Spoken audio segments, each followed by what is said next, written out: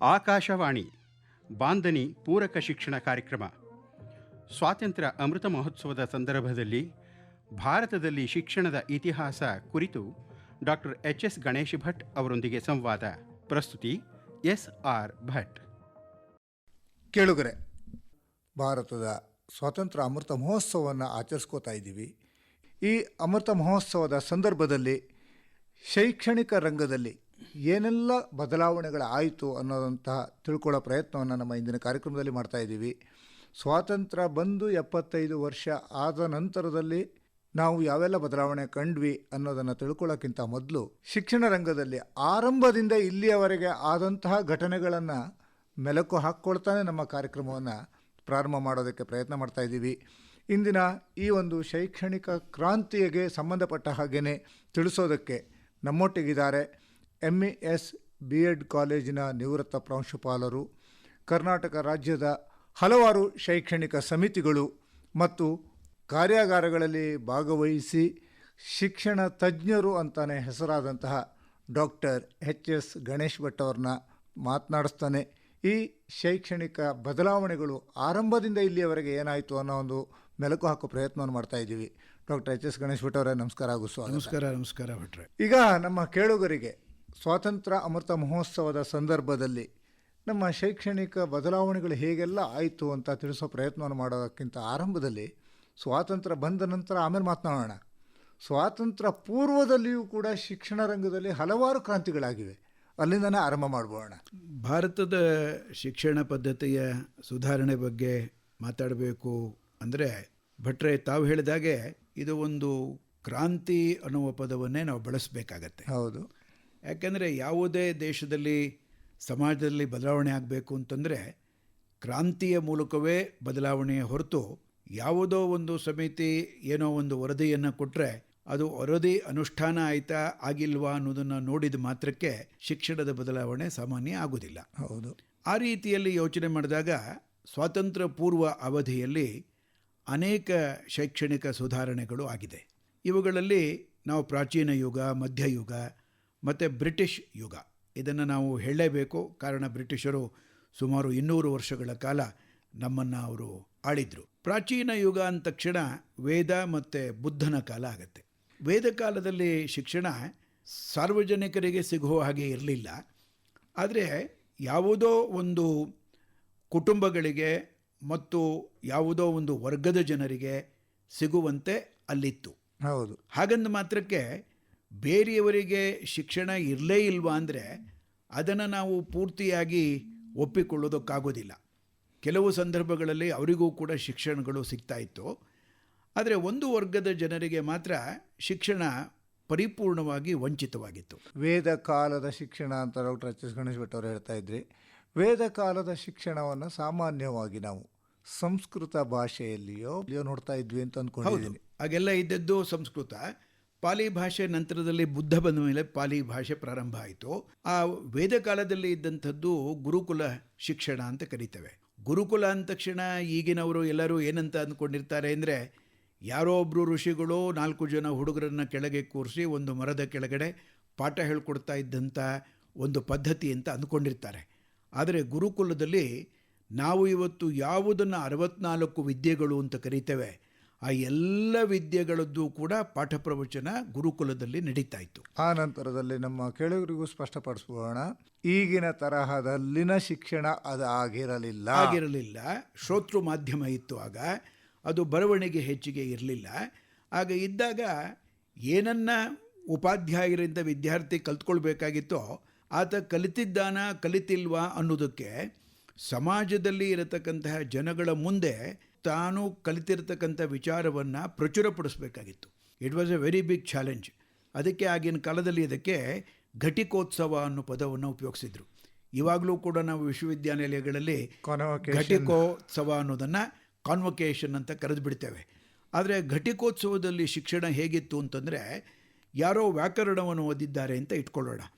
ವ್ಯಾಕರಣಕ್ಕೆ ಸಂಬಂಧಪಟ್ಟ ಪ್ರಶ್ನೆಗಳು ಎಷ್ಟು ಕಠಿಣವಾಗಿರುವುದಕ್ಕೆ ಸಾಧ್ಯ ಇದೆ ಅಂಥ ಕಠಿಣ ಪ್ರಶ್ನೆಗಳನ್ನು ಘಟಗಳಲ್ಲಿ ಹಾಕಿಡ್ತಾಯಿದ್ರು.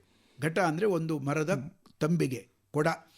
ಅದರೊಳಗಡೆಗೆ ಅಂಕಗಳ ಥರ ಅಂದರೆ ಈಗ ವಿದ್ಯಾರ್ಥಿ ಹೋದವನು ಆ ಘಟಕದ ಹತ್ರ ಹೋಗಬೇಕು, ಅದರೊಳಗಡೆ ಏನಿರುತ್ತೋ ಅದನ್ನು ಕೈ ತಗೊಳ್ಬೇಕು, ಅದನ್ನು ಬಂದಿದ್ದನ್ನು ಅವನು ಉತ್ತರ ಹೇಳಬೇಕು. ಪಿಕ್ ಆ್ಯಂಡ್ ಸ್ಪೀಕ್ ಥರ. ಯಾವಾಗ ಅವನು ಎಷ್ಟು ಘಟಗಳು ಇರುತ್ತೆ ಅಷ್ಟು ಘಟಗಳದ್ದು ಉತ್ತರಗಳನ್ನು ಪರಿಪೂರ್ಣವಾಗಿ ಹೇಳಿದ್ರೆ ಆಗ ಅವನಿಗೆ ಯು ಆರ್ ಎ ಗ್ರ್ಯಾಜುಯೇಟ್ ಅಂತ ಕರೆಯೋರು. ಈಗಿನ ತರಹದಲ್ಲಿ ಆ ಪರೀಕ್ಷೆ ಅಲ್ಲ, ಈಗಿನ ಪರೀಕ್ಷೆಯ ಥರ ಪರೀಕ್ಷೆ ಅಲ್ಲ.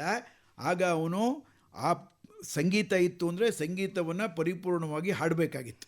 ವೇದಘೋಷ ಅಂದರೆ ವೇದಘೋಷವನ್ನು ಅವನು ಮಾಡಬೇಕಾಗಿತ್ತು. ಉಪನಿಷತ್ತು ಅಂದರೆ ಉಪನಿಷತ್ತನ್ನು ಪಠಣ ಮಾಡಬೇಕಾಗಿತ್ತು. ಈ ತರಹದ್ದು ಗುರುಕುಲ ಪದ್ಧತಿ ಇತ್ತು.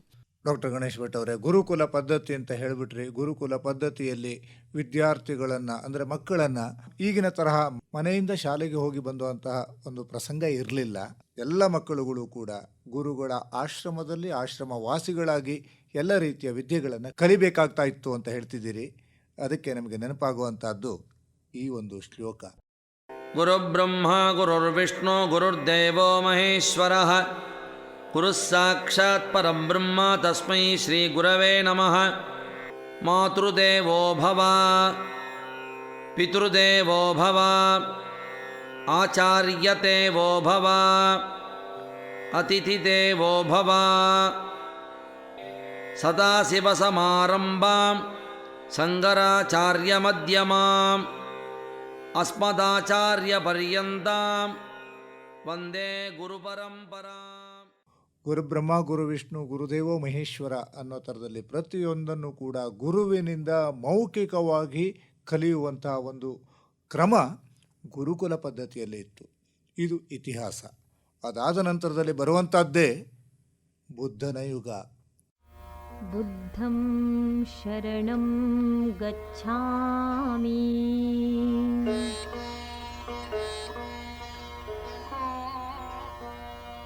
ಧಮ್ಮಂ ಶರಣಂ ಗಚ್ಛಾಮಿ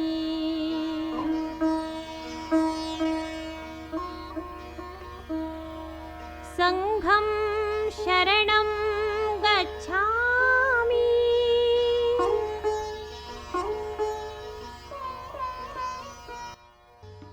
ಈಗ ಬುದ್ಧನ ಕಾಲದ ಶಿಕ್ಷಣ ಹೇಗಿತ್ತು ಅನ್ನೋದನ್ನು ತಿಳ್ಕೊಂಬೋಣ. ಬೌದ್ಧನ ಕಾಲ ಬಹಳ ಮುಖ್ಯ. ಹೌದು, ಬೌದ್ಧ ಒಬ್ಬ ಕ್ರಾಂತಿಕಾರಿ ಮನುಷ್ಯ, ನಾವೆಲ್ಲರೂ ಕೂಡ ತಿಳ್ಕೊಂಡಿರೋ ಹಾಗೆ. ಆತ ಏನನ್ನು ಹೇಳ್ತಾನೆ ಅಂತಂದರೆ, ಡಾಗ್ಮ್ಯಾಟಿಸಮ್ ಅನ್ನುವ ಪದ ಇದೆಯಲ್ಲ, ಇದನ್ನು ನಮ್ಮ ಜೀವಿತದಿಂದ ತೆಗೆದು ಹಾಕಬೇಕು ಅಂತ ಹೇಳ್ತಾನೆ. ಡಾಗ್ಮ್ಯಾಟಿಕ್ ಅಂದರೆ ಅರ್ಥ ಏನಪ್ಪ ಅಂದರೆ, ಯಾರೋ ಒಬ್ಬರು ಎಂದೋ ಹೇಳಿದ್ದಾರೆ, ಅವರು ನಮಗಿಂತ ಹಿರಿಯರಿದ್ದಾರೆ, ಅವರು ಹೇಳಿದ ಮಾತೇ ಸತ್ಯ. ಇದನ್ನು ಬುದ್ಧ ವಿದ್ಯಾರ್ಥಿಗಳಿಗೆ ಎಷ್ಟು ಚೆನ್ನಾಗಿ ಕಲಿಸಿಬಿಟ್ಟಿದ್ದ ಅಂದರೆ, ಯಾವುದನ್ನು ಪ್ರಶ್ನೆ ಮಾಡದೆ ನೀನು ಒಪ್ಪಿಕೊಳ್ಳಬೇಡ. ನಾವು ಸಾಮಾನ್ಯವಾಗಿ ಬುದ್ಧ ಅಂತಂದ ಕೂಡಲೇ ಅವರ ಬೋಧನೆಗಳು ಪ್ರವಚನಗಳ ಬಗ್ಗೆ ಅಷ್ಟೇ ಗಮನ ಕೊಡ್ತೇವೆ. ಡಾಕ್ಟರ್ ಗಣೇಶ್ ಭಟ್ ಅವರೇ, ನೀವು ಹೇಳುವ ಪ್ರಕಾರ ಅವರಂತಹ ಆದರ್ಶ ಶಿಕ್ಷಕರು ಯಾರೂ ಇಲ್ಲ ಅಂತ ಹೇಳ್ತೀರಿ. ಆಗಿದ್ರೆ ಅವರು ಎಂಥ ಆದರ್ಶ ಶಿಕ್ಷಕ ಆಗಿದ್ರು ಅಂತಂದರೆ, ಅವರು ಕೂಡ ಅವರ ತಂದೆ ತಾಯಿಗಳ ಜೊತೆಗೆ ಮಾತನಾಡಬೇಕಾದ್ರೆ ಮನೆಯಿಂದ ಆಚೆ ಬಂದಾಗ ಅವನು ಕೇಳಿದ ಪ್ರಶ್ನೆಗಳಿಗೆ ತಂದೆ ತಾಯಿಯಂದರೆ ಉತ್ತರ ಹೇಳೋದಕ್ಕಾಗಲಿಲ್ಲ ಅವನಿಗೆ. ಹೌದು, ಸಮಾಜದಲ್ಲಿ ಅವನು ನಡೀತಾ ಇದ್ದ ಹಾಗೆ, ನೀನಿಂಥ ಜಾಗದಿಂದ ಇಂಥ ಜಾಗಕ್ಕೆ ಹೋಗ್ತಾ ಇದೆಯಾ, ಯಾಕೆ ಹೋಗ್ತಾ ಇದೆಯಾ ಅಂತ ಕೇಳಿದ್ರೆ ಒಬ್ಬೊಬ್ಬರಿಗೂ ಕೂಡ ಅವರ ಮನಸ್ಸಿಗೆ ಅರ್ಥವಾಗುವ ರೀತಿಯಲ್ಲಿ, ವೇದ್ಯವಾಗುವ ರೀತಿಯಲ್ಲಿ ತನ್ನ ವಾದಗಳನ್ನು ಮಂಡನೆ ಮಾಡ್ತಾ ಇದ್ದ. ಆಮೇಲೆ ಅವನ ಜೊತೆಗೆ ಅವನು ಯಾವತ್ತೂ ಕೂಡ ನಾನು ಹೇಳಿದ್ದನ್ನು ನೀವು ಕೇಳಬೇಕು ಅಂತ ಆತ ಹೇಳಲಿಲ್ಲ. ಇದು ಪ್ರತಿಯೊಬ್ಬ ಶಿಕ್ಷಕರು ತಿಳಿದುಕೊಳ್ಬೇಕಂತ ಪಾಠನೂ ಹೌದು. ಪಾಠನೇ ಇದು. ಕಾರಣ ಏನಂದರೆ, ನಾವು ಇವಾಗ 75ನೇ ವರ್ಷದ ಈ ಒಂದು ಸ್ವಾತಂತ್ರ್ಯದ ಹಬ್ಬವನ್ನು ಏನು ಆಚರಿಸ್ತಾ ಇದ್ದೇವೆ, ಅಮೃತ ಮಹೋತ್ಸವ ಅಂತ. ಈಗ 75 ವರ್ಷಗಳವರೆಗೆ ಭಾರತಕ್ಕೆ ಏನು ಸ್ವಾತಂತ್ರ್ಯವನ್ನು ಬ್ರಿಟಿಷರಿಂದ ಪಡ್ಕೊಂಡಿದ್ದೇವೆ, ನಮ್ಮ ಸ್ವಂತ ಸ್ವತಂತ್ರವನ್ನು ಉಳಿಸ್ಕೊಳ್ಬೇಕು ಅಂದರೆ ಈ ರೀತಿಯ ಪ್ರಶ್ನೆಗಳು ನಮ್ಗೆ ಹುಟ್ಟಲಿಲ್ಲ ಅಂತಂದರೆ ಸಮಾಜ ಬದುಕೋದಕ್ಕಾಗೋದಿಲ್ಲ. ಯಾಕಂದರೆ ಯಾರೋ ನಮ್ಮನ್ನು ದಬ್ಬಾಳಿಕೆ ಮಾಡೋದಕ್ಕೆ ಬರ್ತಾರೆ. ಹಿಂದೆ ಬ್ರಿಟಿಷರು ಮಾಡಿರ್ಬೋದು, ಇವತ್ತು ನಮ್ಮವರೇ ನಮ್ಮ ಮೇಲೆ ದಬ್ಬಾಳಿಕೆ ಮಾಡ್ತಾರೆ. ಇದು ಹೋಗಬೇಕು ಅಂದರೆ ಕ್ರಾಂತಿಕಾರಿ ಆಗಬೇಕು ಶಿಕ್ಷಣ. ಅದಕ್ಕೋಸ್ಕರವಾಗಿ ಬುದ್ಧನ ಬಹಳ ಮುಖ್ಯವಾದ ಕೊಡುಗೆ ಶಿಕ್ಷಣಕ್ಕೆ ಅಂದರೆ ತರ್ಕಶಾಸ್ತ್ರ. He said logic should be the basis of any education ಅಂತ ಹೇಳಿದ. ಅದರ ನಂತರದಲ್ಲಿ ಮಧ್ಯಯುಗಕ್ಕೆ ಬಂದಾಗ ಬೇರೆ ಬೇರೆ ಪ್ರಾಂತಗಳಿಂದ ಭಾರತಕ್ಕೆ ಅನೇಕಾನೇಕ ಜನರು ಬಂದರು, ವಿದ್ವಾಂಸರುಗಳು ಕೂಡ ಬಂದರು. ಒಂದು ಗಣೇಶ್ ಬಿಡ ಇಲ್ಲಿಯ ಸ್ವಲ್ಪ ನಮ್ಮ ಕೇಳೋರಿಗೆ ಹೇಳೋಣ. ನಾವು ಈಗ ಮಾತನಾಡ್ತಾ ಇರಬೇಕಿದ್ರೆ ಯೂನಿವರ್ಸಿಟಿಗಳ ಕಾನ್ಸೆಪ್ಟ್ಗಳನ್ನು ಹೇಳ್ತಾ ಇದ್ವಿ. ನಮ್ಮ ಭಾರತದಲ್ಲಿ ಏನು ಕಡಿಮೆ ಯೂನಿವರ್ಸಿಟಿಗಳು ಇದ್ವಾ? ಈಗಲೂ ಕೂಡ ಆ 2 ಅತಿ ಮುಖ್ಯ ಯೂನಿವರ್ಸಿಟಿಗಳು ಏನಿದೆ ಅವುಗಳನ್ನು ಪುನರುತ್ಥಾನ ಮಾಡ್ತಾ ಇದ್ದಾರೆ ಇವತ್ತು. ತಕ್ಷಶಿಲಾ ಮತ್ತು ನಲಂದ ವಿಶ್ವವಿದ್ಯಾನಿಲಯ. ಇವುಗಳ ಹಿನ್ನೆಲೆ ಮತ್ತು ಇತಿಹಾಸ ಇದ್ರ ಬಗ್ಗೆ ಹೇಳೋದಕ್ಕೆ ಈಗ ಸಮಯನೂ ಇಲ್ಲ, ನಾವು ಹೇಳೋದಕ್ಕೂ ಹೋಗೋದಿಲ್ಲ. ಅಲ್ಲಿ ಇದ್ದಂತಹ ಒಟ್ಟು ಗ್ರಂಥಾಲಯದ ಪುಸ್ತಕಗಳು ಏನಿದೆ ಅದು ಇಡೀ ಪ್ರಪಂಚದಲ್ಲಿ ಯಾವ ಯಾವ ವಿಶ್ವವಿದ್ಯಾನಿಲಯಗಳಲ್ಲಿ ಪುಸ್ತಕಗಳಿತ್ತೋ ಅವೆಲ್ಲರ ಒಟ್ಟು ಸಂಗ್ರಹ ಆ ಪುಸ್ತಕ ಇತ್ತು ಅಂತ. ಭಾರತದ ಶಿಕ್ಷಣದ ಇತಿಹಾಸವನ್ನು ನೋಡುವಂಥ ಸಮಯದಲ್ಲಿ ತಕ್ಷಶಿಲಾ ಮತ್ತು ನಾಲಂದವನ್ನು ನಾವು ಮರೆಯೋ ಹಾಗೆ ಇಲ್ಲ, ಮರೆಯೋದಕ್ಕೆ ಸಾಧ್ಯವೇ ಇಲ್ಲ. ಕಾರಣ ಏನಂತಂದರೆ ತಕ್ಷಶಿಲೆಯಲ್ಲಿ ನಲಂದ ವಿಶ್ವವಿದ್ಯಾಲಯದಲ್ಲಿ ನಾವಿವತ್ತು ಏನು ಬ್ಯೂಟಿಷಿಯನ್ ಕೋರ್ಸ್ ಅಂತ ಹೇಳ್ತೀವಿ, ಅಂಥ ಕೋರ್ಸ್ಗಳು ಉಂಗುರಗಳನ್ನು ಮಾಡ್ತಕ್ಕಂಥದ್ದು, ಕಿವಿ ಓಲೆಗಳನ್ನು ಮಾಡ್ತಕ್ಕಂಥದ್ದು, ಸರಗಳನ್ನು ಮಾಡ್ತಕ್ಕಂಥದ್ದು, ಜ್ಯುವೆಲರಿ ಅಂತ ಏನು ಕರಿತೀವಿ ಇವತ್ತು, ಜೆಮ್ಸ್ ಆ್ಯಂಡ್ ಜ್ಯುವೆಲರಿ ಸ್ಟೋನ್ಸ್ ಅಂತ, ಅಂಥ ಶಿಕ್ಷಣ ಕೂಡ ಅವತ್ತು ಅಲ್ಲಿತ್ತು. ಮಧ್ಯಯುಗದ ಶಿಕ್ಷಣಕ್ಕೆ ಹೋಗೋದಕ್ಕಿಂತ ಮೊದಲು ಈ 2 ವಿಶ್ವವಿದ್ಯಾಲಯಗಳ ಬಗ್ಗೆ ಯಾಕೆ ಹೇಳಬೇಕು ಅಂತಂದರೆ ಡಾಕ್ಟರ್ ಗಣೇಶ್ ಭಟ್ ಅವರೇ, ಇತ್ತೀಚಿನ ನಮ್ಮ ಭಾರತೀಯರು ಯಾವುದೋ ವಿದ್ಯೆಯನ್ನು ಕಲಿಯುವುದಕ್ಕೆ ವಿದೇಶಕ್ಕೆ ಹೋಗ್ತಾ ಇದ್ದಾರೆ. ಆದರೆ ಆ ಒಂದು ಕಾಲಘಟ್ಟದಲ್ಲಿ ವಿದೇಶಿಯಿಂದ ನಮ್ಮ ಭಾರತಕ್ಕೆ ಬರ್ತಾ ಇದ್ದಂಥ ಉದಾಹರಣೆನ ನೋಡ್ತಿದ್ವಲ್ವಾ? ಎಷ್ಟು ಜನ ಚೈನಾ ವಿದ್ವಾಂಸರು ನಮ್ಮಲ್ಲಿ ಇದ್ದರು, ಪೋರ್ಚುಗಲ್ ವಿದ್ವಾಂಸರು ನಮ್ಮಲ್ಲಿದ್ದರು, ಫ್ರಾನ್ಸ್ ದೇಶದವರಿದ್ದರು, ಇಟಲಿಯ ದೇಶದವರಿದ್ದರು. ನಮ್ಮ ಭಾರತವೇ ಒಂದು ದೊಡ್ಡ ವಿಶ್ವವಿದ್ಯಾನಿಲಯ ಆಗೋಗಿತ್ತು ಆಗ. ಹೌದು. ಅದ್ರ ಜೊತೆಗೆ ಬ್ರಿಟಿಷರು ನಮ್ಮಲ್ಲಿ ಇದ್ದಂತಹ ವಸ್ತುಗಳನ್ನು ತೆಗೆದುಕೊಳ್ಳೋದು ಅಥವಾ ಯಾವುದೇ ರಾಜ್ಯ ಮತ್ತೊಂದು ರಾಜ್ಯಕ್ಕೆ ಬಂದಾಗ ಎಲ್ಲರೂ ಮಾಡ್ತಕ್ಕಂಥದ್ದದೇ. ಅವರು ಕೊಟ್ಟ ಶಿಕ್ಷಣದ ಬಗ್ಗೆ ಯೋಚನೆ ಮಾಡಿ. ಹೌದು. ಮಧ್ಯಯುಗದ ನಂತರದಲ್ಲಿ ಆಗಿರುವ ಕಾಲ ಮುಸಲ್ಮಾನರ ಕಾಲ, ಇದರ ಮೊಘಲರ ಕಾಲ ಅಂತ ನಾವು ಕರಿಬೋದು. ಎಲ್ಲರೂ ತಿಳ್ಕೊಂಡ ಹಾಗೆ ಮುಸಲ್ಮಾನರು ಹಿಂದೂಗಳ ದ್ವೇಷಿಗಳು ಅನ್ನುವ ಪದ ಇದೆಯಲ್ಲ, ಇದನ್ನು ನಮ್ಮ ಮನಸ್ಸಿನಿಂದ ಹೇಗಾದರೂ ಮಾಡಿ ತೆಗೆದುಹಾಕಬೇಕು. ಕಾರಣ ಏನಂದರೆ ಮುಸ್ಲಿಂ ಆಳ್ವಿಕೆ ಹಿಂದೂಗಳ ಪ್ರಾಥಮಿಕ ಶಿಕ್ಷಣ ಪದ್ಧತಿಯ ಮೇಲೆ ಅತಿ ಹೆಚ್ಚಿನ ಪ್ರಭಾವವನ್ನು ಆಗಿನ ಕಾಲದಲ್ಲೇ ಬೀರಿತ್ತು. ಮಕ್ಕಳಿಗೆ ಸರಿಯಾದ ಶಿಕ್ಷಣವನ್ನು ಕೊಡಬೇಕು, ಎಲ್ಲ ಮಕ್ಕಳು ಕೂಡ ಶಿಕ್ಷಣಕ್ಕೆ ಬರಬೇಕು. ಹಿಂದೂಗಳು ಮತ್ತು ಮುಸ್ಲಿಮರು ಒಟ್ಟೊಟ್ಟಿಗೆ ಕಲಿಯುವ ಶಿಕ್ಷಣ ಪದ್ಧತಿಯ ಸ್ಥಾಪನೆಯಿಂದ ದೇಶದಲ್ಲಿ ಮುಸ್ಲಿಮರ ಆಳ್ವಿಕೆ ವಿವಿಧ ಸಂಸ್ಕೃತಿಯ ಪ್ರಭಾವಕ್ಕೆ ಒಳಪಡುವಂತಾಯಿತು. ಇದು ನಾನು ಹೇಳ್ತಾ ಇರುವ ಮಾತುಗಳಲ್ಲ, ಇದು ಶಿಕ್ಷಣದ ಇತಿಹಾಸದ ಪುಸ್ತಕದಲ್ಲಿ ಉಲ್ಲೇಖವಾಗಿರುವ ವಾಕ್ಯ. ಆ ಸಮಯದಲ್ಲಿ ಪಾರಸಿಯಲ್ಲಿ ಕಡ್ಡಾಯ ಶಿಕ್ಷಣ, ಸಂಸ್ಕೃತ ಮತ್ತು ಹಿಂದಿ ಭಾಷೆಯ ಕಲಿಕೆ, ಇದಕ್ಕೆ ಅತಿ ಹೆಚ್ಚಿನ ಒತ್ತನ್ನು ಕೊಟ್ಟರು. ಜೊತೆಗೆ ಮುಘಲರ ಕಾಲಕ್ಕೆ ಬಂದಾಗ ಅಕ್ಬರ್ ಲಲಿತಕಲೆ, ಸಾಹಿತ್ಯ, ತತ್ವಶಾಸ್ತ್ರ, ಇತಿಹಾಸ ಮುಂತಾದ ಎಲ್ಲ ಕ್ಷೇತ್ರಗಳಲ್ಲೂ ಕೂಡ ಅತ್ಯದ್ಭುತವಾದಂಥ ಕೊಡುಗೆಯನ್ನು ಆತ ಕೊಟ್ಟ. ದೇಶದ ಸಾಮಾಜಿಕ, ವಾಣಿಜ್ಯ ಮತ್ತು ರಾಜಕೀಯ ದೋಷಗಳಿಗೆ ಪಾಶ್ಚಿಮಾತ್ಯ ಶಿಕ್ಷಣ ಪರಿಹಾರ ಎಂದು ಯಾವ ಭಾರತೀಯರು ಯೋಚಿಸಿದ್ದರೋ ಅದನ್ನು ಬುಡಮೇಲು ಮಾಡುವಂಥ ಪದ್ಧತಿಯನ್ನು ಕೂಡ ಆತ ಯೋಚನೆ ಮಾಡಿದ. ಹಾಗೆ ನಂತರದ ಹಂತಕ್ಕೆ ಬಂದಾಗ ಈಸ್ಟ್ ಇಂಡಿಯಾ ಕಂಪನಿ ಬಂತು. ಹೌದು. ಈಸ್ಟ್ ಇಂಡಿಯಾ ಕಂಪನಿ ಬಂದಾಗ ಏನಪ್ಪ ಮಾಡ್ತು ಅಂದರೆ ಪೌರಸ್ತ್ಯ ಕಲಿಕೆ ಅಂತ ಹೇಳ್ತು. ಅಂದರೆ ಭಾರತೀಯ ಅಧಿಕಾರಿಗಳು ಕೂಡ ಈಸ್ಟ್ ಇಂಡಿಯಾ ಕಂಪನಿಯಲ್ಲಿ ಕೆಲಸ ಮಾಡುವುದರ ಜೊತೆಗೆ ಭಾರತೀಯ ಸಂಸ್ಕೃತಿ ಏನಿದೆ, ಸಂಸ್ಕಾರ ಏನಿದೆ, ಇದನ್ನು ಅರ್ಥ ಮಾಡಿಕೊಳ್ಳುವಂತಹ ಶಿಕ್ಷಣವನ್ನು ಕೂಡ ನಾವು ಕೊಡಬೇಕು ಅಂತ ಹೇಳಿತ್ತು. ಹಾಗಾಗಿ ಭಾರತದೊಡನೆ ಈ ಒಂದು ಬ್ರಿಟಿಷ್ ಕಂಪನಿ ಮಾಡಿದ ಅತಿ ಮುಖ್ಯವಾದದ್ದು ಅಂದರೆ ಏನಪ್ಪ ಅಂದರೆ, ಯಾವ ಜನರಿಗೆ ಶಿಕ್ಷಣ ಪರಿಪೂರ್ಣವಾಗಿ ದೊರೆತಿಲ್ಲ ಅವರೆಲ್ಲರಿಗೂ ಕೂಡ ಶಿಕ್ಷಣವನ್ನು ಕೊಡಬೇಕು ಅನ್ನೋದನ್ನು ಈಸ್ಟ್ ಇಂಡಿಯಾ ಕಂಪನಿ ಒತ್ತು ಮಾಡಿ ಹೇಳ್ತು. ಅಂದರೆ ನಮ್ಮ ಶೈಕ್ಷಣಿಕ ಇತಿಹಾಸವನ್ನು ಒಂದು ಸಾರಿ ನಾವು ಹಿಂತಿರುಗಿ ನೋಡಿದಾಗ ನಾವೀಗ ಮಧ್ಯಯುಗವನ್ನು ಬಿಟ್ಟು ಬ್ರಿಟಿಷ್ ಯುಗಕ್ಕೆ ಬರ್ತಾ ಇದ್ದೀವಿ ಗಣೇಶ್ ಭಟ್ ಅವರೇ. ಹೌದು. ಬ್ರಿಟಿಷ್ ಯುಗವು ಕೂಡ ಶಿಕ್ಷಣದಲ್ಲಿ ಮಾಡಿದಂತಹ ಕ್ರಾಂತಿ ಮತ್ತು ಕೊಡುಗೆ ಎರಡು ಬಹಳ ಅಭೂತಪೂರ್ವ, ತುಂಬ ಮುಖ್ಯವಾದ್ದು. ಇದಕ್ಕೆ ವಾರ್ನ್ ಹೇಸ್ಟಿಂಗ್ ಅನ್ನೋನು 1781 ಇಸ್ವಿಯಲ್ಲಿ ಪರ್ಷಿಯನ್ ಮತ್ತು ಅರೇಬಿಕ್ ಅಧ್ಯಯನಕ್ಕೋಸ್ಕರವಾಗಿ ಕಲ್ಕಟ್ಟಾದಲ್ಲಿ ಮದರಸಾಗಳನ್ನು ಆತ ಸ್ಥಾಪನೆ ಮಾಡ್ತಾನೆ. ಮುಕ್ತಬ್ ಮತ್ತು ಮದರಸ. ಮುಕ್ತಬ್ ಅನ್ನತಕ್ಕಂಥದ್ದು ಪ್ರಾಥಮಿಕ ಮತ್ತು ಪ್ರೌಢ ಶಿಕ್ಷಣ, ಮದರಸ ಅನ್ನೋದು ವಿಶ್ವವಿದ್ಯಾಲಯದ ಶಿಕ್ಷಣ. ಈ ಎಲ್ಲದಕ್ಕೂ ಕೂಡ ಈಸ್ಟ್ ಇಂಡಿಯಾ ಕಂಪನಿ ಸಹಾಯ ಮಾಡಿತು. ಅದರ ಜೊತೆಗೆ ಹಕ್ಕುಪತ್ರ ಕಾಯಿದೆ ಅಂತ ಒಂದು ಬಂತು. ಇದು ಒಂದು 1813. ಈಗ ನೀವು ಹೇಳ್ತಾ ಇದ್ದಾಗೆ ಹಕ್ಕು ಪತ್ರ ಕಾಯಿದೆ ಅಂತಂದರೆ ಸಾಮಾನ್ಯವಾಗಿ ನಮ್ಮವ್ರು ತಿಳ್ಕೊಳ್ಳೋದು ಏನು ಅಂತಂದರೆ ಅದರಲ್ಲೂ ಕೂಡ ಹಳ್ಳಿಗರು ನಮ್ಮ ಜಮೀನಿಗೆ ಕೊಡುವಂತಹದ್ದು ಹಕ್ಕುಪತ್ರಗಳು. ಇದೇನು ಹಕ್ಕುಪತ್ರ? ಇದು ಹಕ್ಕುಪತ್ರ ಅನ್ನೋದನ್ನು ಯಾಕೆ ಉಲ್ಲೇಖ ಮಾಡ್ತೀನಿ ನಾನು ಅಂದರೆ, ಈ ಕಾಯಿದೆ ಅಡಿಯಲ್ಲಿ ಈಸ್ಟ್ ಇಂಡಿಯಾ ಕಂಪನಿಯಿಂದ 1,00,000 ರೂಪಾಯಿಗಳು ಭಾರತೀಯರ ಶಿಕ್ಷಣಕ್ಕೆ ಬಿಡುಗಡೆ ಆಯಿತು. ಆಗಿನ ಕಾಲಕ್ಕೆ 1,00,000 ರೂಪಾಯಿ ಅಂದರೆ ಇವಾಗ ಲೆಕ್ಕ ಹಾಕಿ 250 ವರ್ಷಗಳ ನಂತರದಲ್ಲಿ ಎಷ್ಟು ಹಣ ಆಗಿರ್ಬೋದು ಅದರದ್ದು. ಈಗ ನಾವು ಕೇಳ್ತೀವಿ ಶಿಕ್ಷಣ ಇಲಾಖೆಗೆ ಇಷ್ಟು ಅನುದಾನವನ್ನು ಕೊಟ್ಟರು ಅಂತ ಈಗ ಕೇಳ್ತಿದ್ದೀವಿ. ಈಗ ಅವರು ಹಣವನ್ನು ಕೊಡಬೇಕು, ಈ ಹಣವನ್ನು ಸದ್ಬಳಕೆ ಮಾಡಬೇಕು ಅಂತ ಹಕ್ಕುಪತ್ರ ಕಾಯಿದೆ ಹೇಳ್ತು. ಈ ಕಾಯಿದೆಯ ಪ್ರಮುಖ ಲಕ್ಷಣ ಏನಪ್ಪ ಅಂದರೆ, ಭಾರತದಲ್ಲಿ ಶಿಕ್ಷಣವು ಸಾರ್ವಜನಿಕ ಆದಾಯದ ಮೇಲಿನ ಹಕ್ಕು ಆಗಿದೆ. ಇದು ಎಷ್ಟು ಇಂಪಾರ್ಟೆಂಟ್ ಅಂದರೆ, ಇವತ್ತು ನಾವೇನಿವತ್ತು ಪ್ರೈವೇಟ್ ಪಬ್ಲಿಕ್ ಪಾರ್ಟ್ನರ್ಶಿಪ್ ಅನ್ನೋ ಪದವನ್ನು ಬಳಸ್ತೇವೆ, ಅದೇ ದೃಷ್ಟಿಯಲ್ಲಿ ಮಾಡಿದಂತಹ ಒಂದು ಕಾಯ್ದೆ ಇದು. ನಾವು 2.5 ಶತಮಾನದ ಹಿಂದಕ್ಕೆ ಹೋದಾಗಲೇ ಈ ಒಂದು ಭಾವನೆಯನ್ನು ಆ ಸಮಯದಲ್ಲಿಯೇ ಬಿತ್ತಿದ್ರು. ಹಾಗಿದ್ರೆ ಖಾಸಗಿ ಸ್ವತ್ತು ಅಲ್ಲ ಇದು.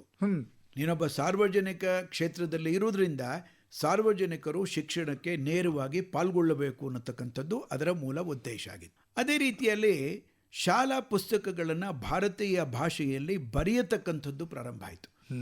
ಅದಕ್ಕೆ ಮುಂಚೆ we use to call it as only ಸಂಸ್ಕೃತದಲ್ಲಿ ಇರ್ತಾ ಇತ್ತು, ಪಾಲಿಯಲ್ಲಿ ಇರ್ತಾ ಇತ್ತು. ನಂತರದ ಸಮಯದಲ್ಲಿ ಬಂದಾಗ, ಬ್ರಿಟಿಷರು ಬಂದಾಗ ಇಂಗ್ಲೀಷ್ನಲ್ಲೇ ಪರಿಪೂರ್ಣವಾಗಿ ಇರ್ತಾ ಇತ್ತು. ಆ ಸಮಯದಲ್ಲಿ ಅವರೇನಂತ ಹೇಳಿದ್ರು ಅಂದರೆ, ಇಂಗ್ಲೀಷ್ ಭಾಷೆಯ ಪುಸ್ತಕಗಳ ಜೊತೆಗೆ ನಮ್ಮ ಪುಸ್ತಕಗಳು ಭಾರತೀಯ ಪ್ರಾಂತೀಯ ಭಾಷೆಯಲ್ಲೂ ಕೂಡ ಇರಬೇಕು ಅಂತ ಹೇಳಿ ಶಿಕ್ಷಣದ ಸಾರ್ವತ್ರೀಕರಣಕ್ಕೆ ಮುನ್ನುಡಿ ಹಾಡಿದಂತಹ ಹಕ್ಕುಪತ್ರ ಕಾಯ್ದೆ ಇದಾಗಿದ್ರೆ ಖಂಡಿತವಾಗಿ. ಯಾಕೆಂದರೆ ನೀವು ಅದನ್ನು ಶಿಕ್ಷಣವನ್ನು ಅವರ ಭಾಷೆಯಲ್ಲಿ ಕೊಡದಲ್ಲೇ ಹೋದರೆ ಪರಕೀಯ ಭಾಷೆಯಲ್ಲಿ ಎಷ್ಟು ಜನ ಕಲಿಯೋದಕ್ಕೆ ಸಾಧ್ಯ ಇತ್ತು? ಹಾಗಾಗಿ ಬೆಂಗಾಲಿಯಲ್ಲಿ, ತೆಲುಗುನಲ್ಲಿ, ತಮಿಳಿನಲ್ಲಿ, ಮಲಯಾಳಂನಲ್ಲಿ, ಕನ್ನಡದಲ್ಲಿ ಅದನ್ನು ವರ್ನಕ್ಯುಲರ್ ಸ್ಕೂಲ್ಸ್ ಅಂತ ಕರೆದ್ರು ಅವರು. ಹಾಗಾಗಿ ಮಾಧ್ಯಮದ ಬಗ್ಗೆಯೂ ಕೂಡ ಆಗಿನ ಚಿಂತೆ ಇತ್ತು.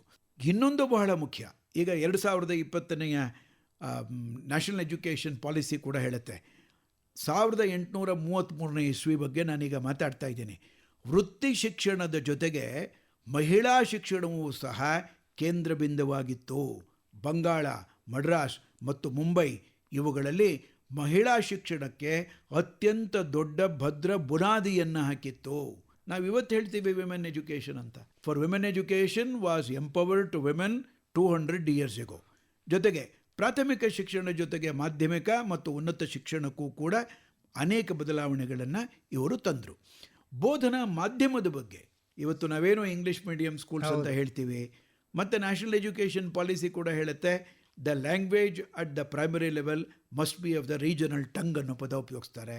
ಆದರೂ ಕೂಡ ಏನೋ ಒಂದು ಇಂಗ್ಲೀಷಿಗೆ ನಾವು ಮಾರು ಹೋಗಿಬಿಟ್ಟಿದ್ದೇವೆ. ಈ ಇಂಗ್ಲೀಷ್ ಶಿಕ್ಷಣವನ್ನು ಪರಿಪೂರ್ಣವಾಗಿ ಬಿಡು ಹಾಗೂ ಇಲ್ಲ, ಅದನ್ನು ಇಟ್ಕೊಳ್ಳೋ ಆಗೋ ಹಾಗಿಲ್ಲ. ಬಿಸಿ ತುಪ್ಪವನ್ನು ಬಾಯಿಗೆ ಹಾಕ್ಕೊಂಡಂಗಾಗಿದೆ. ಆದರೆ ಇಂಗ್ಲೀಷ್ ಶಿಕ್ಷಣನೇ ಮುಖ್ಯನಾ ಅಂತ ಕೇಳಿದ್ರೆ ಆಗೇನೆ ಹೇಳ್ತಾರೆ, ಬೋಧನಾ ಮಾಧ್ಯಮ ಆಂಗ್ಲ ಅಥವಾ ಭಾರತೀಯ ಭಾಷೆಗಳಲ್ಲಿ ಮಾಡಬೇಕು ಅನ್ನತಕ್ಕಂತಹ ನಿರ್ಧಾರವನ್ನು ತೆಗೆದುಕೊಂಡಿದೆ. ಇಂಗ್ಲಿಷರ ಆಡಳಿತಾವಧಿಯಲ್ಲಿಯೂ ಕೂಡ ಇಂಗ್ಲಿಷನ್ನು ಕಡ್ಡಾಯ ಮಾಡದೆ ಪ್ರಾಂತೀಯ ಭಾಷೆಗೆ ಒತ್ತು ಕೊಟ್ಟಿದ್ದನ್ನು ನಾವು 2 ಶತಮಾನಗಳ ಹಿಂದೆ ನೋಡ್ತಾ ಇದ್ದೀವಿ. ಮೆಕಾಲೆ ತತ್ವ ಅದರ ಮುಂದಕ್ಕೆ ಬಂದು ಡಾಕ್ಟರ್ ಗಣೇಶ್ ಭಟ್ ಅವರ ಸಾಮಾನ್ಯವಾಗಿ ಶಿಕ್ಷಣ ಅಂತಂದು ಕೂಡಲೇ ಇತ್ತೀಚಿನ ದಿನದವರೆಗೂ ನಾವು ಹೇಳ್ತಾ ಇರುವಂತಹದ್ದು ಮೆಕಾಲೆ ಎಜುಕೇಷನ್. ನಾವೆಲ್ಲರೂ ಕೂಡ ಮೆಕಾಲೆ ಎಜುಕೇಷನ್ದಲ್ಲಿ ಈಗಲೂ ಬದುಕ್ತಾ ಇದ್ದೀವಿ ಅನ್ನೋದನ್ನು ಹೇಳ್ತಿದ್ದೀರಿ. ಹಾಗಿದ್ರೆ ಏನಿದು ಮೆಕಾಲೆ? ಮೆಕಾಲೆ ಏನಂತ ಹೇಳಿದೆ ಅಂದರೆ, ಭಾರತೀಯ ಶಿಕ್ಷಣ ಕುರಿತ ತತ್ವ ಅಂತ ಅವತ್ತಿನ ಬ್ರಿಟಿಷ್ ಪಾರ್ಲಿಮೆಂಟ್ನಲ್ಲಿ ಆತ ಭಾರತವನ್ನೆಲ್ಲವನ್ನೂ ಕೂಡ ಓಡಾಡಿದ ಮೇಲೆ ಕಾರಣ ಏನು, ಯಾವುದೇ ಒಂದು ರಾಜ್ಯದ ಅಧಿಕಾರಿ ಮತ್ತೊಂದು ರಾಜ್ಯಕ್ಕೆ ಹೋಗಿ ಅಲ್ಲಿರುವ ಸಾಮಾಜಿಕ, ಶೈಕ್ಷಣಿಕ, ತಾತ್ವಿಕ ಹಿನ್ನೆಲೆಯನ್ನು ಯೋಚನೆ ಮಾಡಿದಾಗ, ನಾನು ಇಲ್ಲಿ ನನ್ನ ಪ್ರಭುತ್ವವನ್ನು ಸ್ಥಾಪಿಸಬೇಕು ಅಂದರೆ ನಾನು ಏನು ಮಾಡಬೇಕು ಅಂತ ಯೋಚನೆ ಮಾಡ್ತಾರೆ. ಇದು ಹಿಂದೂ ಮುಘಲರ ಸಂಘರ್ಷಣ ಇರ್ಬೋದು, ಅಥವಾ ಬೇರೆ ಯಾವುದೋ ಸಂಘರ್ಷ ಇರ್ಬೋದು, ನಮ್ಮ ಹಂಪಿಗಳದ್ದಿರ್ಬೋದು. ಹಂಪಿಗಳಲ್ಲಿ ಅವರು ದೇವರುಗಳನ್ನು ಯಾಕೆ ಹೊಡೆದ್ರು ಅಂದರೆ ದೇವರನ್ನು ಹೊಡಿಬೇಕು ಅಂತಲೇ ಹೊಡೆದಿದ್ದಲ್ಲ, ಅಲ್ಲಿ ಸಂಪತ್ತಿರ್ತಾ ಇತ್ತು. ಉದಾಹರಣೆಗೆ ನಮ್ಮ ಕೇರಳದಲ್ಲಿ ಇರತಕ್ಕಂಥ ಅನಂತ ಪದ್ಮನಾಭ ದೇವಸ್ಥಾನ, ಯೋಚನೆ ಮಾಡಬೇಕು ಅದನ್ನು ಎಷ್ಟು ಭದ್ರವಾಗಿ ಇವತ್ತಿಗೂ ಕಾಪಾಡಿಕೊಂಡಿದ್ದಾರೆ ಅಂತ. ಆ ದೇವಸ್ಥಾನ ಇಡೀ ಪ್ರಪಂಚದಲ್ಲಿರತಕ್ಕಂತಹ ಯಾವ ಯಾವ ದೇವಸ್ಥಾನದಲ್ಲಿ ಅತಿ ಹೆಚ್ಚಿನ ಒಂದು ಆಸ್ತಿ ಇದೆ ಅದರಲ್ಲಿ ಅನಂತ ಪದ್ಮನಾಭ ದೇವಸ್ಥಾನ ಮೊದಲನೆಯದಾಗಿದೆ. ಹೌದು. ಇವತ್ತಿಗೂ ಅಷ್ಟಿದೆ ಅಲ್ಲಿ. ಅದನ್ನು ಅವರು ಕಾಪಾಡ್ಕೊಂಡು ಬಂದಿದ್ದಾರೆ. ಅದನ್ನು ದೋಚೋದಕ್ಕೆ ಅಂತ ಬಂದದ್ದು. ಹಂಗೆ ಯೋಚನೆ ಮಾಡಿದಾಗ ಮೆಕಾಲೆ ಏನೂ ಹೇಳಿಲ್ಲ. ಬ್ರಿಟಿಷರಿಗೆ ಒಂದೇ ಒಂದು ಕಿವಿ ಮಾತು ಹೇಳ್ದ. ಭಾರತದಲ್ಲಿ ಸಂಸ್ಕೃತ ಕನ್ಯಾಕುಮಾರಿಯಿಂದ ಕಾಶ್ಮೀರದವರೆಗೂ ಪ್ರಸರಿಸಿದೆ. ಅಲ್ಲಿ ಇರುವ ಶಿಕ್ಷಣ ಗುರುಕುಲ ಪದ್ಧತಿ ಇದೆ. ಇದು ಭಾರತೀಯರನ್ನಾಗಿಸಿದೆ. ಅಂದರೆ ನೀವು ಅವ್ರನ್ನ ಇದನ್ನು ತೆಗೆದಲ್ಲೇ ಹೋದರೆ ನೀವು ಅವರನ್ನು ಏನೂ ಮಾಡೋಕ್ಕಾಗೋದಿಲ್ಲ. ಅದಕ್ಕೆ ಮೆಕಾಲೆ ಏನೂ ಹೇಳಲಿಲ್ಲ. ಏನು ಹೇಳಿದ ಅಂದರೆ, let us make Indians to be Indians by blood but a Britisher by taste. ಅದರಿಂದ ನಾನು ಏನು ಮಾಡಬೇಕು, ನಾನು ಈ ಇಂಗ್ಲೀಷ್ ಶಿಕ್ಷಣವನ್ನು ಕೊಡ್ತೇನೆ. ಇದನ್ನು ಕೊಡೋದ್ರಿಂದ ನಮಗೆ ಬೇಕಾಗಿರುವ ಅಡ್ಮಿನಿಸ್ಟ್ರೇಟಿವ್ ಆಫೀಸರ್ಸ್ಗಳನ್ನು ನಾವು ತೆಗೆದುಕೊಳ್ಬೋದು. ಬಹಳ ಮುಖ್ಯವಾಗಿ ಇಲ್ಲಿ ಉಲ್ಲೇಖ ಮಾಡಲೇಬೇಕು ಅಂದರೆ ಸನ್ಮಾನ್ಯ ಡಿ ವಿ ಗುಂಡಪ್ಪನವರು ಆ ಶಿಕ್ಷಣ ಪದ್ಧತಿಯಲ್ಲಿ ಇದ್ದವರವರು. ಆವಾಗ ಅವರು ಬೇಕಂತಗೇ ಮೆಟ್ರಿಕ್ಯುಲೇಷನ್ ಪರೀಕ್ಷೆಯನ್ನು ಅವರು ಪಾಸ್ ಮಾಡಲಿಲ್ಲ. ಯಾಕೆಂದರೆ ಅವ್ರು ಪಾಸ್ ಮಾಡಿಬಿಟ್ಟಿದ್ದರೆ ಅವರನ್ನು ಯಾವುದೋ ಒಂದು ತಹಸೀಲ್ದಾರ್ ಪೋಸ್ಟಿಗೋ ಯಾವುದಕ್ಕೋ ಹಾಕಿಬಿಡ್ತಾಯಿದ್ರು. ಅವರಿಗೆ ಅದು ಬ್ರಿಟಿಷರ ಆಡಳಿತದಲ್ಲಿ ತಾನೊಬ್ಬ ಕೆಲಸಗಾರನಾಗಬಾರ್ದು ಅನ್ನೋದಿದ್ದರಿಂದ he become an independent person. ಆ ಥರ ಎಷ್ಟು ಜನ ಇರೋದಕ್ಕೆ ಸಾಧ್ಯ? ಅವರೆಲ್ಲ ದಾರ್ಶನಿಕರು, ಅವ್ರುಗಳೇ ಬೇರೆ. ಅದರಿಂದ ಮೆಕಲೆ ಪದ್ಧತಿಯಲ್ಲಿ ಆದ ತುಂಬ ಮುಖ್ಯವಾದ ಬದಲಾವಣೆ ಅಂದರೆ ಪಶ್ಚಿಮ ಭಾರತದ ಭಾಷೆಗಳಿಗಿಂತ ಮುಂಚೂಣಿಯಾಗಿ ನಿಂತದ್ದು ಇಂಗ್ಲಿಷ್ ಭಾಷೆ ಆಡಳಿತ ವರ್ಗದವರಿಂದ ಪ್ರಾಯೋಜಿತವಾದ ಭಾಷೆಯಾಗಿತ್ತು. ಇದನ್ನು ನಾವು ಸಾರ್ವತ್ರೀಕರಣಗೊಳಿಸಬೇಕು ಅನ್ನೋದು ಮೆಕಾಲೆಯ ಶಿಕ್ಷಣದ ಅತಿ ಮುಖ್ಯ ಬುನಾದಿ. ಇಲ್ಲಿ ಒಂದು ಡಾಕ್ಟರ್ ಗಣೇಶ್ ಭಟ್ ಅವರು, ಸಾಮಾನ್ಯವಾಗಿ ನಾವು ಮೆಕಾಲೆ ಶಿಕ್ಷಣ ಅಂತ ಹೇಳ್ತೀವಿ. ಮೆಕಾಲೆ ಯಾರು? Macaulay he came like any other, ಏನಂತ ಕರಿತೀವಿ ಆಗ ಎಂಬೆಸೀಸ್ ಅಂತ ನಾವು ಕರೀತಾ ಇದ್ವಿ. ಒಬ್ಬ ಎಂಬೆಸಿಯಾಗಿ ಇಲ್ಲಿ ಬಂದದ್ದವನು. ಬಂದ್ಬಿಟ್ಟು ಅವನು he was a lawyer by himself. Therefore ಅವನು ಬಂದಿದ್ದು ಯಾತಕ್ಕೆ ಅಂದರೆ ಇಲ್ಲಿರುವ ಪದ್ಧತಿಯನ್ನು ಅರ್ಥ ಮಾಡಿಕೊಂಡು ಯಾವ ರೀತಿಯಲ್ಲಿ ನಾವು ನಮ್ಮ ಪ್ರಭುತ್ವವನ್ನು ಸ್ಥಾಪನೆ ಮಾಡೋದಕ್ಕೆ ಸಾಧ್ಯ ಅಂತ ಯೋಚನೆ ಮಾಡ್ಕೊಂಡು ಬಂದಿದ್ದೇ ಹೊರತು ಅವನು ಇಂಥದ್ದೇ ಶಿಕ್ಷಣದಿಂದ ಇಲ್ಲಿರುವ ಶಿಕ್ಷಣ ಹಾಳಾಗಲಿ ಅನ್ನೋ ದೃಷ್ಟಿಯಲ್ಲಿ ಅವನೇನು ಮಾಡಲಿಲ್ಲ. ಇದು ಒಂದು ರೀತಿಯಲ್ಲಿ ಇತ್ತೀಚಿನ ದಿನದ ಆಯೋಗದ ರಚನೆ ಇದ್ದ ಹಾಗೆ ಅಂತ ಹೇಳ್ಬಹುದಾ? ಆ ಥರನೇ ಇದ್ದದ್ದು. ಆದರೆ ಅದನ್ನೇನು ಮಾಡಿದ್ರು ಅಂದರೆ ಬ್ರಿಟಿಷರು ಬಹಳ ಸೀರಿಯಸ್ ಆಗಿ ಅದನ್ನು ತೊಗೊಂಡು they started implementing that Macaulay's minute. ಆಮೇಲೆ ಲಾರ್ಡ್ ವಿಲಿಯಂ ಬೆಂಟಿಕ್ ಅನ್ನೋನು 1828ರಿಂದ 1831ರವರೆಗೆ ನಮ್ಮಲ್ಲಿದ್ದ. ಆತ ಅವನೇನಂತ ಹೇಳ್ದ ಅಂದರೆ, ಮೆಕಾಲೆ ಕೊಟ್ಟಂಥ ನೀತಿಯನ್ನು ಪರಿಪೂರ್ಣವಾಗಿ ಅವನು ಒಪ್ಪಿಕೊಳ್ಳಿಲ್ಲ. ಆದರೆ ಅವನೊಂದು ಸಂಕಲ್ಪವನ್ನು ಮಾಡ್ದ. ಏನದು ಅಂತಂದರೆ, ವಿದ್ಯಾರ್ಥಿಗಳಿಗೆ ನಾವು ಅನುದಾನ ಅಂದರೆ ವಿದ್ಯಾರ್ಥಿ ವೇತನವನ್ನು ಕೊಡಬೇಕು, ಮತ್ತು ಹೊಸದಾಗಿ ಯಾವ ಯಾವ ಸಂಸ್ಥೆಗಳು ಶಿಕ್ಷಣವನ್ನು ಕೊಡೋದಕ್ಕೆ ಮುಂದಾಗ್ತವೆ ಅವರಿಗೆ ಅನುದಾನ ಪದ್ಧತಿಯನ್ನು ಕೊಡಬೇಕು ಅಂದರು. ಏನು ನಾವಿವಾಗ ಗೌರ್ಮೆಂಟ್ ಏಡೆಡ್ ಇನ್ಸ್ಟಿಟ್ಯೂಷನ್ ಅಂತ ಕರಿತೀವಿ, ಇದು ನಾವು ಇತ್ತೀಚೆಗೆ ನಾವು ಮಾಡಿದ್ದೀವಿ ಅಂತ ಅಂದ್ಕೊಂಡ್ಬಿಡ್ತೀವಿ. ಆದರೆ ಇದಾಗಿದ್ದು ಲಾರ್ಡ್ ವಿಲಿಯಂ ಬೆಂಟಿಕ್ನ ಕಾಲದಲ್ಲಿ, ಅಂದರೆ ಸುಮಾರು 200 ವರ್ಷದ ಹಿಂದೆ. Doctor H S Ganesh Bhat ಅವರೇ, ಈ ಸ್ವಾತಂತ್ರ್ಯ ಅಮೃತ ಮಹೋತ್ಸವದ ಸಂದರ್ಭದಲ್ಲಿ ನಾವು ಶಿಕ್ಷಣ ರಂಗದಲ್ಲಿ ಆದಂತಹ ಬದಲಾವಣೆಗಳ ಬಗ್ಗೆ ಚರ್ಚೆ ಮಾಡ್ತಾ ಇದ್ದೀವಿ. ಈ ಒಂದು ಚರ್ಚೆಯನ್ನು ಮುಂದಿನ ವಾರ ನಾವು ಮುಂದುವರಿಸ್ತೀವಿ. ಹಾಗೆಯೇ ಈ ಕಾರ್ಯಕ್ರಮ ಆಲ್ ಇಂಡಿಯಾ ರೇಡಿಯೋ ಬ್ಯಾಂಗ್ಳೂರು ಯೂಟ್ಯೂಬ್ನಲ್ಲಿಯೂ ಕೂಡ ನಿಮಗೆ ಸಿಗುತ್ತೆ. ಈ ಶಿಕ್ಷಣದ ಬದಲಾವಣೆಯ ಬಗ್ಗೆ ನೀವು ತಿಳ್ಕೊಳ್ಳೋದ್ರೊಟ್ಟಿಗೆ ಬೇರೆಯವರಿಗೂ ತಿಳಿಸ್ತೀರಿ, ಈ ಒಂದು ಯೂಟ್ಯೂಬ್ನಲ್ಲಿರತಕ್ಕಂಥದ್ದನ್ನು ಬೇರೆಯವರಿಗೂ ಕೇಳಿಸ್ತೀರಿ ಅನ್ನೋ ಆಶಯದೊಂದಿಗೆ ನಮಸ್ಕಾರ, ಧನ್ಯವಾದ. ಸ್ವಾತಂತ್ರ್ಯ ಅಮೃತ ಮಹೋತ್ಸವದ ಸಂದರ್ಭದಲ್ಲಿ ಭಾರತದಲ್ಲಿ ಶಿಕ್ಷಣದ ಇತಿಹಾಸ ಈ ಕುರಿತು doctor H S Ganesh Bhat ಅವರೊಂದಿಗೆ ಸಂವಾದ ಕೇಳಿದಿರಿ. ಪ್ರಸ್ತುತಿ SR ಭಟ್. ಇಲ್ಲಿಗೆ ಇಂದಿನ ಬಾಂಧನಿ ಪೂರಕ ಶಿಕ್ಷಣ ಕಾರ್ಯಕ್ರಮ ಮುಕ್ತಾಯವಾಯಿತು.